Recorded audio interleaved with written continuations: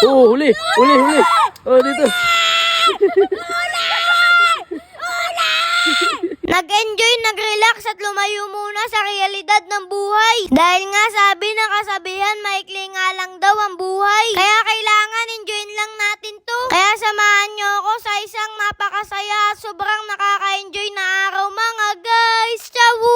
Dahil nga biglaang swimming na naman nga ang mangyayari sa atin ngayong araw. Kaya ito, nagbabalot na nga ako ng dadalhin naming chichirya. Sobrang excited ko nga dyan dahil ngayon na nga lang ulit mangyayari sa amin to. Mula nga nung nagkapasok ay busy na talaga sa pag-aaral. Ngayon na nga lang ulit nangyari ang biglaang swimming na to. Dahil halos ilang linggo din talaga nag-uulan dito sa amin. Kaya siguro nga may tubig na ang ilog ngayon. Kaya sobrang excited nga naming magpipinsan dyan dahil magsiswimming nga. Ngayon na nga lang ulit kami magbabanding magpipinsan mga guys. Ciao!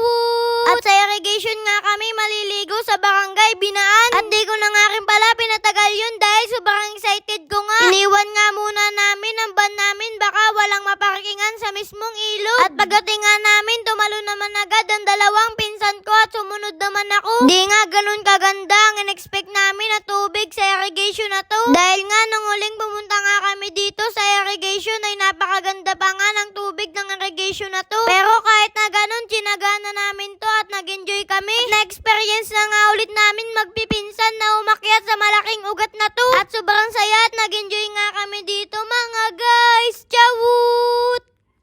Pero maganda-ganda naman.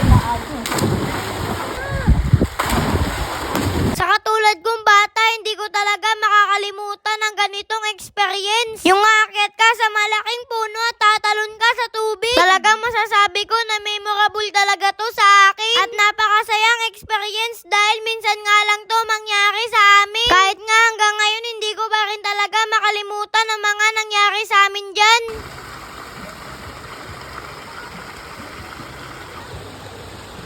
Pagkatapos nga naming mag-swimming dyan, naisipan nga namin ni Ate Mikmik na mamingwit dyan. Napakarami rin dito, maliliit na isda. At ang pain ko nga lang din tala dyan ay kanin mga guys.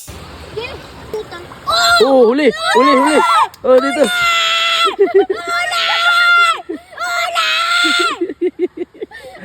Huli, patayin, patayin, patayin, patayin. Oh, ako. Huli. Huli. First time ko nga lang pala mamingwit dyan at nakahuli pa ako mga guys. Ciao!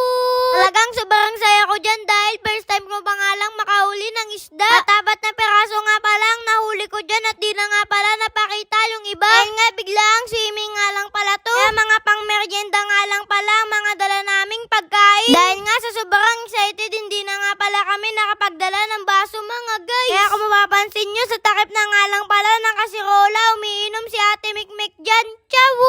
Dahil nga naawa nga ako sa mga nahuli kong isda ay pinakawalan ko na nga pala ulit to.